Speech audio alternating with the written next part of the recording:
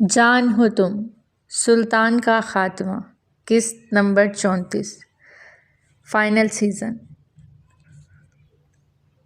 وہ تینوں آندھی طوفان بنے اپنے دشمنوں کو سلطان کے کہے کے مطابق تلاشنے لگے جو انہیں ابھی مل نہیں رہے تھے، جبکہ بہت حفاظت سے سلطان اور بادشاہ کو وہاں سے نکالنا بھی ان کی ذمہ داری تھی۔ وہ گول دائرے میں سلطان اور بادشاہ کو لیے آگے بڑھ رہے تھے کہ یکدم سامنے سے یارم اور مونس آتے دکھائی دیے۔ وہ سب بالکل آمنے سامنے آ گئے تھے۔ یارم اور مونس نے ان کا نشانہ لیا، لیکن یارم کی گن میں گولیاں ختم تھیں، جبکہ مونس کی گن میں صرف ایک گولی بچی تھی، وہ بھی وہ چلا چکا تھا جس سے وہ سامنے کھڑا پہلوان ڈاج دیتے بچ گیا تھا۔ اب ان کے آمنے سامنے سلطان آیا۔ یارم کو دیکھتا وہ طنزیہ مسکرایا۔ اپنے نشے کے بارے میں وہ جان چکا تھا، اس لیے اینٹیڈوٹ بھی لے چکا تھا۔ تمہیں لگتا ہے میرا شپ اڑا کے میرے سب پلان چوپٹ کر کے تم لوگ نکل جاؤ گے، تو یہ تمہاری بھول ہے۔ یارم شاہ سلطان نے کبھی کچی گولیاں نہیں کھیلیں۔ اب تم بنا ہتھیار کے میرے ان 3 مشٹنڈوں سے لڑ کے اور جیت کے دکھاؤ، کیونکہ انہیں کسی ہتھیار کی ضرورت نہیں۔ 2 منٹ میں تم دونوں کا بھرکس نکال کے رکھ دیں گے، اور تب تک سلطان بادشاہ کے ساتھ اس ملک سے دور جا چکا ہوگا۔ سلطان always have a plan B۔ Sultan always have plan B۔ وہ آنکھ کا کونا ونک کرتا بادشاہ کو لیے وہاں سے نکل گیا، جبکہ یارم اور مونس ان تینوں حیوانوں کو دیکھ خود دونوں بھی فارم میں آ گئے۔ اوہ نو! سلطان بھاگ نکلا۔ وہاں پہنچتے ذیشان خان اور آفتاب شیر خان، کاظم اور ملکہ چاروں سلطان کی آخری بات سن چکے تھے۔ خان اس کے پیچھے جانے لگا کہ آفتاب شیر خان نے اسے روک دیا۔ نہیں، وہ 3 حیوان ہیں، انہیں تمہاری ضرورت ہے، تم ان کی مدد کرو۔ سلطان کو میں اور کاظم دیکھ لیں گے۔ ملکہ تم یہ وائرلیس رکھو، اپنے بابا سے رابطہ رکھنا ہے، اور جب تک بابا واپس نہیں آتے کسی کے سامنے نہیں آنا۔ خان ملکہ کو وائرلیس دیتے اسے بچوں کی طرح سمجھاتے وہ کاظم کے ساتھ سلطان کے پیچھے ہی نکلے، لیکن خان کو ملکہ کا دھیان رکھنے کا کہنا نہ بھولیں۔ ملکہ تم یہاں چھپ جاؤ، جب تک میں واپس نہ آؤں یہاں سے مت نکلنا۔ وہ اسے ایک جگہ چھپاتے اس کے ماتھے پہ لب رکھتا مونس اور یارم کی جانب بڑھ گیا، جو اکیلے ہی ان تینوں سے لڑ رہے تھے۔ ملکہ نے آنکھوں میں آنسو لیے انہیں دیکھا۔ انتہائی کرب بھرا لمحہ تھا یہ۔ اس کے سب اپنے ان دشمنوں میں بری طرح پھنسے ہوئے تھے۔ مونس ایک ریسلر سے بری طرح لڑ رہا تھا کہ دوسرے حیوان ریسلر نے مونس کی پیٹھ پیچھے ہاتھ اٹھایا، جسے فوراً خان نے اپنی مٹھی میں روک لیا۔ اگر وہ نہ روکتا تو شاید مونس کو بہت بری طرح چوٹ آتی۔ اس کا ہاتھ اپنی سخت مٹھی میں دبوچے اسے پیچھے دھکیلتے اس پہ وار کر گیا، تو وہ ریسلر اپنی جگہ سے بری طرح لڑکھڑا گیا۔ مونس اپنے سامنے خان کو دیکھتا چونک گیا، تو یارم بھی خان کو وہاں دیکھتا مسکرایا، لیکن اپنی مسکراہٹ ضبط کر گیا۔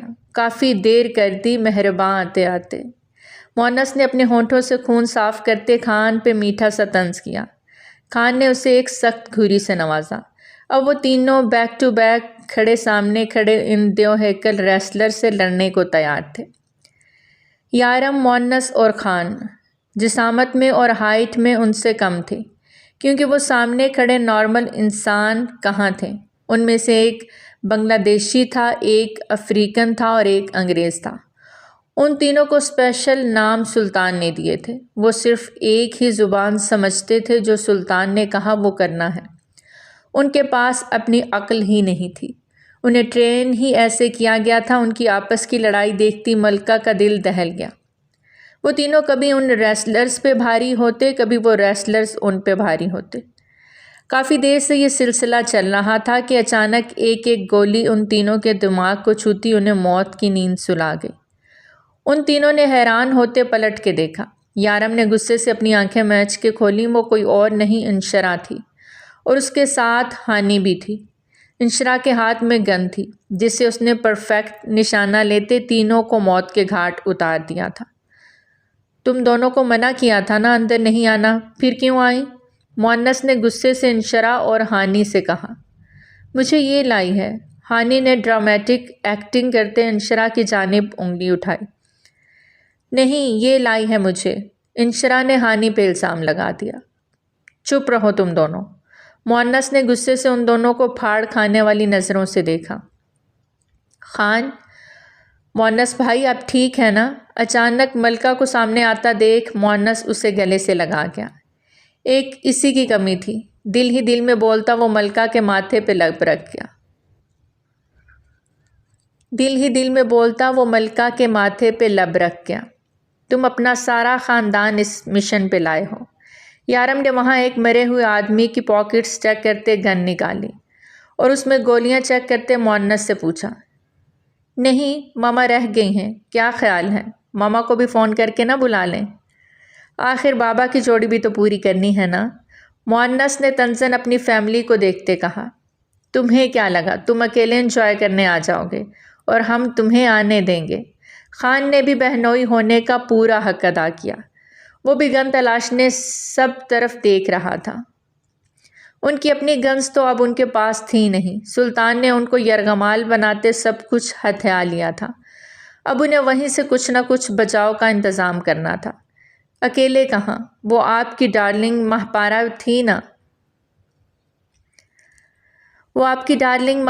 تھی نا آپ کے ساتھ؟ لگے ہاتھ مؤنس نے خان کو کہتے اپنا حساب بے باک کیا۔ مہپارا کے نام پہ ملکہ کے کان کھڑے ہوئے۔ خان نے پہلے ملکہ کی طرف دیکھتے سر نفی میں ہلایا، پھر لب بھینچے مؤنس کی جانب دیکھا۔ اگر اپنی خیر چاہتے ہو تو زبان کو لگام دو۔ خان نے اسے ماتھے پہ بل ڈالے غصے سے کہا۔ یہ تم لوگ فیملی ڈرامہ بعد میں کر لینا۔ پہلا مقصد سلطان اور بادشاہ کو پکڑنا ہے۔ اگر آج سلطان بیرون ملک نکل گیا تو وہ پھر کبھی ہاتھ نہیں لگے گا، اور پھر جب تک وہ ہاتھ لگا نہ جانے تب تک مزید پاکستان میں کتنی تباہی مچا چکا ہوگا۔ ہمیں اسے پکڑنا چاہیے۔ یارم نے ان کا دھیان اصل مقصد کی جانب مبذول کرایا۔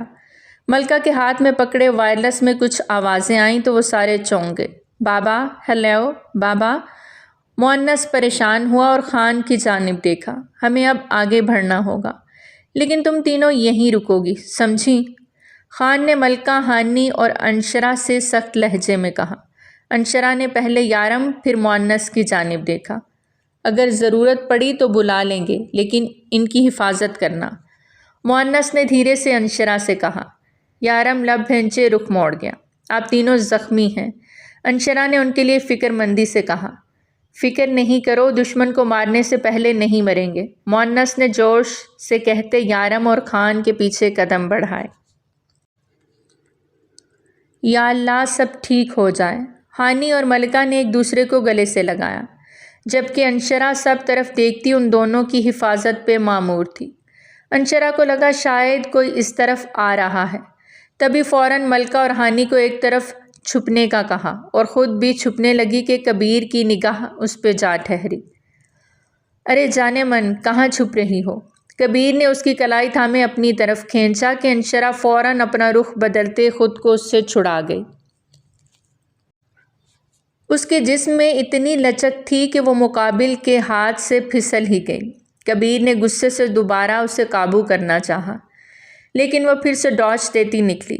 اس کے پاس گن تھی لیکن اس میں گولیاں ختم ہو چکی تھیں، اس لیے وہ ہاتھا پائی سے ہی لڑنے کو تیار تھی۔ کبیر نے اسے زبردستی پکڑنے کی کوشش کی تو انشرا نے گھوم کے ایک ٹانگ اٹھاتے اس کے گال پہ زور کا پاؤں مارا کہ اس کے منہ سے خون کے قطرے نمودار ہوئے۔ اس کی اتنی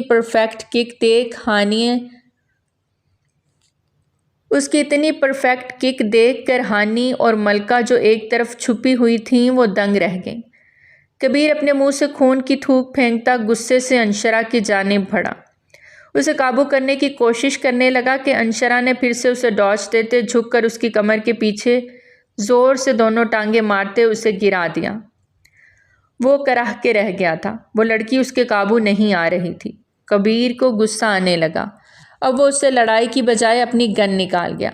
اس سے پہلے کہ وہ انشرا پہ وار کرتا، انشرا پھر سے اسے ڈاج دیتی، اس کے پہلو سے نکلتی، اس کے ہاتھ سے گن چھین گئی۔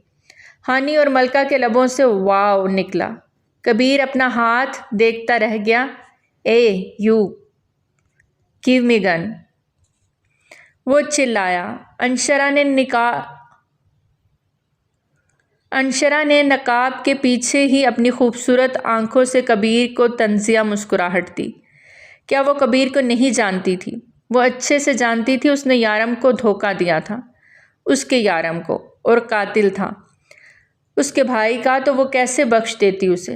تم نے مجھے بیوقوف سمجھ رکھا ہے۔ انشرا نے اس کی گن کا رخ اس کی جانب کرتے اس کی ٹانگ پہ بڑے دھڑلے سے فائر کیا۔ وہ درد سے چیخ اٹھا۔ اس کے ہاتھ میں تھما بریف کیس نیچے گرا تھا۔ یہ وہی خاص بریف کیس تھا جسے سلطان کے کہنے پہ لینے وہ واپس آیا تھا۔ اب انشرا سے بھڑ گیا تھا۔ انشرا اس کے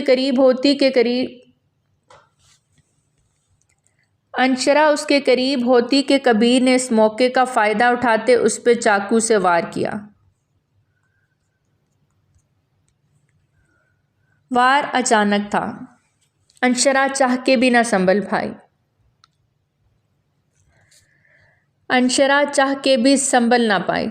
چاقو اس کے بازو کو ایک طرف لگتا اس کے اندر درد کا شدید احساس جگا گیا۔ وہ لبوں کو دانتوں تلے دباتی ایک اور فائر کبیر کے ہاتھ پہ کر گئی۔ کبیر نے ہڑبڑا کے بریف کیس کو اپنے سینے سے لگایا، جبکہ انشرا اس کے سر کے پاس کھڑی اب اس کے ماتھے پہ گن رکھ گئی۔ دھوکہ دینے والوں کا انجام بہت برا ہوتا ہے۔ گڈ بائے مسٹر کبیر، کہتے ساتھ ہی اس نے گولی چلانی چاہی کہ ملکہ نے روک دیا۔ کیا کر رہی ہو؟ پاگل ہو گئی ہو؟ وہ مر جائے گا۔ ملکہ نے سامنے آتے جھرجھری لیتے انشرا کو دیکھا۔ اسے یقین نہیں آ رہا تھا کہ کوئی لڑکی اس قدر شفاق بھی ہو سکتی ہے۔ کچھ لوگ دھرتی کا بوجھ ہوتے ہیں پیاری، ان کا مر جانا ہی بہتر ہوتا ہے۔ اتنا کہتے انشرا نے اپنی گن سے ایک فائر کیا جو سیدھا اس کے دماغ کے پار ہوا۔ ایک پل کو وہاں خاموشی چھا گئی۔ تم ایک انتہائی شفاق لڑکی ہو، ملکہ نے تنفر سے اسے دیکھتے کہا، جو نیچے جھکی بریف کیس اٹھا رہی تھی۔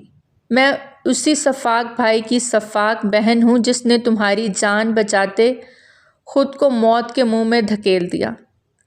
انشرا کی بات پہ ملکہ نے حیرت در حیرت اسے دیکھا۔ انشرا اس کے قریب آئی، اور صرف یہی نہیں، میرے بلال نے 5 گولیاں بھی کھائی تھیں سینے میں، جن میں سے آخری گولی اس شخص نے چلائی تھی، وہ بھی سیدھا دل میں۔ کہتے ہوئے انشرا کا لہجہ رون گیا۔ ملکہ کو وہ سب مناظر یاد آنے لگے جب اس کی جان بچاتے وہ جوان لڑکا موت کے منہ میں چلا گیا تھا۔ تو اس کا مطلب تھا سامنے کھڑی لڑکی اس کی بہن تھی۔ ملکہ نے حیرت سے سر اٹھا کے اسے دیکھا۔ تمہیں چوٹ لگی ہے؟ ہانی نے اس کے بازو کی جانب اشارہ کرتے دھیمے لہجے میں کہا۔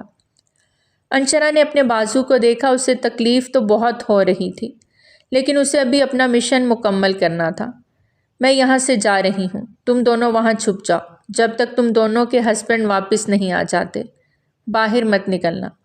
وہ انہیں ہدایت دیتی واپس باہر نکلنے کے لیے پر تولنے لگی۔ اور تم کہاں جا رہی ہو اکیلی؟ تمہیں بھی ہمارے ساتھ رکنا چاہیے، ہانی نے اسے جلدی سے کہا تو وہ مسکرائی۔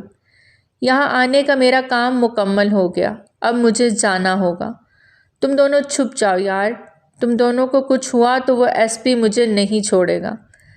انشرا نے ان دونوں کو ایک محفوظ جگہ پہ چھپاتے کہا۔ تم ہو کون؟ ملکہ نے اس کی جانب دیکھتے سوال کیا، جو ابھی بھی نقاب میں تھی۔ تم ایک عام لڑکی نہیں ہو۔ ملکہ کی بات پہ انشرا کہا لگا کے ہنس دی۔ اسے یارم کی بات یاد آ گئی۔ یارم کی شادی جس سے ہوگی وہ کوئی عام لڑکی ہو بھی نہیں سکتی۔ اس کی بات یاد کرتے دل میں درد کی ٹیس اٹھی۔ مجھے جانا ہوگا، اللہ حافظ۔ وہ وہاں سے باہر نکلی تھی۔ اب اس کا رخ اپنی منزل کی جانب تھا۔ اسے یہاں سے دور جانا تھا جہاں یارم اس تک پہنچ نہ سکے۔ سلطان اور بادشاہ کاظم اور آفتاب شیر خان کے ہاتھ لگ گیا تھا۔ سلطان کو پکڑنا کاظم کا مقصد تھا۔ اس کے پاس ہی ایک ایسا راز تھا جس سے وہ اپنے بیٹے تک پہنچ سکتا تھا، لیکن وہ راز ابھی تک اس نے اپنے سینے میں دفن کیا ہوا تھا۔ کاظم نے سلطان کے منہ پہ در پہ مکے برسائے۔ وہ ادموا ہو گیا۔ اس کے منہ سے خون کی بوندیں ٹپکی تھیں، لیکن وہ مسکرا رہا تھا۔ اس کے مسکرانے کی وجہ سمجھ نہیں آ رہی تھی۔ آفتاب شیر خان کو ابھی بھی کچھ مسنگ لگ رہا تھا۔ بادشاہ آفتاب شیر خان کی حراست میں تھا، لیکن بالکل چپ تھا۔ اس کا یوں اتنا چپ ہونا بھی آفتاب کو کچھ غلط ہونے کا احساس دلا رہا تھا۔ اور پھر ان کا یہ وہم سچ ثابت ہوا جب یکدم سامنے سے ایک پوری فوج اسلحہ سمیت دکھائی دی۔ وہ تعداد میں لگ بھگ 20 لوگ تھے۔ انہوں نے آتے ہی کاظم اور آفتاب پہ گنز تانی۔ کاظم اور آفتاب نے بادشاہ اور سلطان کو چھوڑ دیا۔ سلطان زمین سے اٹھتا، منہ سے خون صاف کرتا، اب کاظم کے منہ پہ مکے برسا گیا۔ کاظم نے اپنے ہاتھوں کی مٹھیاں سختی سے بھینچی۔ تمہیں کیا لگا تم مجھے اتنی آسانی سے پکڑ لو گے؟ سلطان نام ہے میرا، کب کہاں کیا کر جاؤں تم سوچ بھی نہیں سکتے۔ اور ایک بات اور، مجھے اور بادشاہ کو تم یہاں سے جانے سے روک نہیں سکتے۔ ایک شپ اڑا کے تم کیا سمجھتے ہو؟ تم نے ہمارے جانے کے راستے بند کر دیے۔ تمہاری سوچ جہاں ختم ہوتی ہے، سلطان وہاں سے سوچنا شروع کرتا ہے۔ سلطان نکلو یہاں سے، اگر مزید یہاں رکے تو مسئلہ ہو جائے گا۔ بادشاہ نے کلائی پہ بندھی گھڑی کی جانب دیکھتے ماتھے پہ بل ڈالے کہا، 1 منٹ، بس وہ کبیر آ جائے پھر نکلتے ہیں۔ سلطان نے کبیر کو کال ملائی۔ اس کا موبائل انشرا کے پاس تھا۔ وہ جانتی تھی کہ سلطان ضرور کال کرے گا۔ جو بریف کیس اس کے پاس تھا وہی تو سلطان کی جان تھا۔ کبیر کب پہنچو گے تم؟ وہ تو پہنچ گیا سیدھا اوپر۔ انشرا کی آواز پہ وہ چونکا۔ اسے کچھ غلط ہونے کا احساس جاگا۔ کیا ہوا سلطان؟ بولتی کیوں بند ہو گئی؟ بریف کیس چاہیے تو آؤ لے جاؤ۔ بریف کیس ہاتھ میں اٹھائے وہ بڑی شان سے آگے بڑھ رہی تھی۔ تم بہت پچھتاؤ گی لڑکی، تم نے سلطان سے پنگا لے کے اپنی موت کو دعوت دی ہے، چھوڑوں گا نہیں تمہیں۔ غصے سے سلطان نے کال کاٹ دی۔ اب وہ پریشان ہو گیا۔ اس بریف کیس میں ہی تو سب کچھ تھا، صرف اس ایک بریف کیس کو یہاں سے لے کے جانا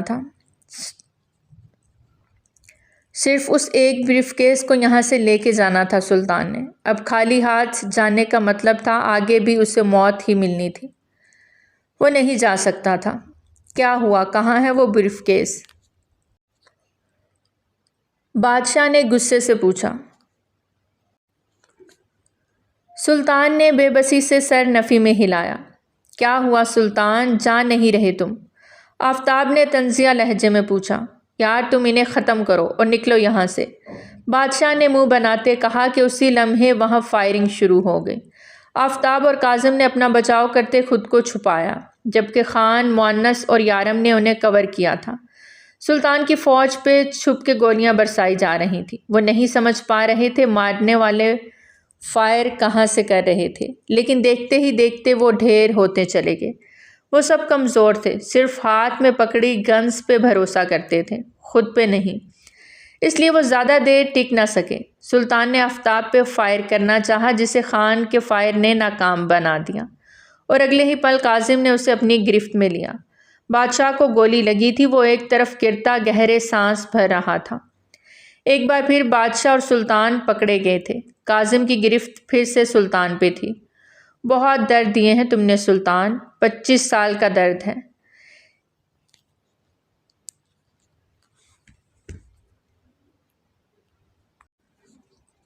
سلطان آج تو یہ درد تمہیں سہنا پڑے گا۔ کاظم نے اس کے جسم میں چاقو کو آر پار کیا تھا۔ وہ درد سے کرہ اٹھا۔ خان، یارم اور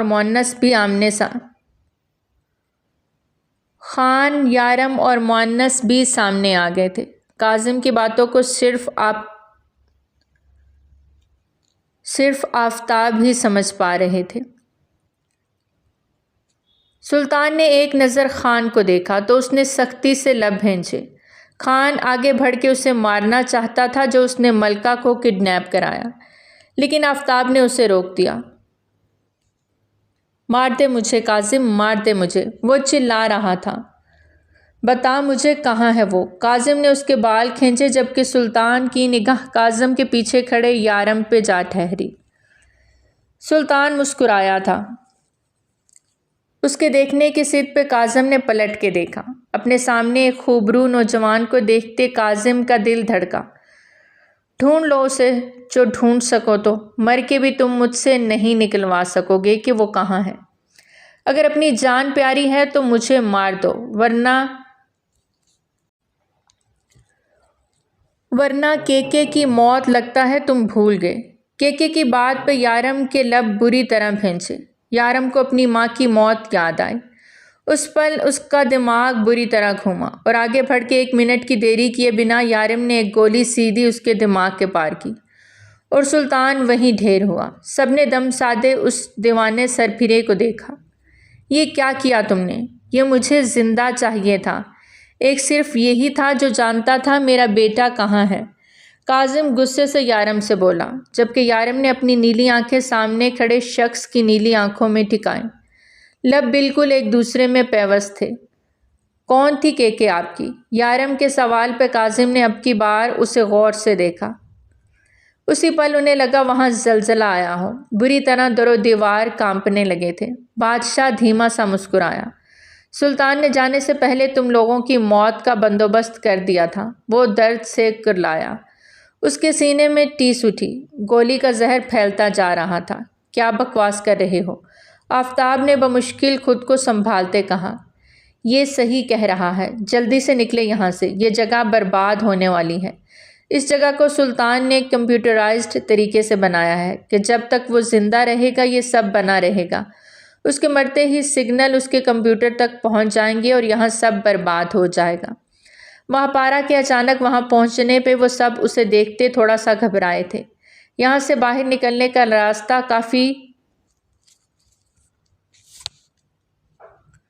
کافی طویل تھا، اس سے پہلے ہی یہ سب ختم ہو جانا تھا۔ اسی لیے سلطان کہہ رہا تھا کہ مجھے مار دو۔ آفتاب نے سختی سے آنکھیں میچتے کھولیں اور سب کو لیے وہاں سے نکلا۔ دوسری طرف ملکہ اور ہانی سب کچھ ہلتا جلتا دیکھ دیوار کے پیچھے سے باہر نکل آئیں۔ یہ سب کیا ہو رہا ہے؟ ملکہ نے گھبرا کے پوچھا۔ ایسا لگتا ہے جیسے کوئی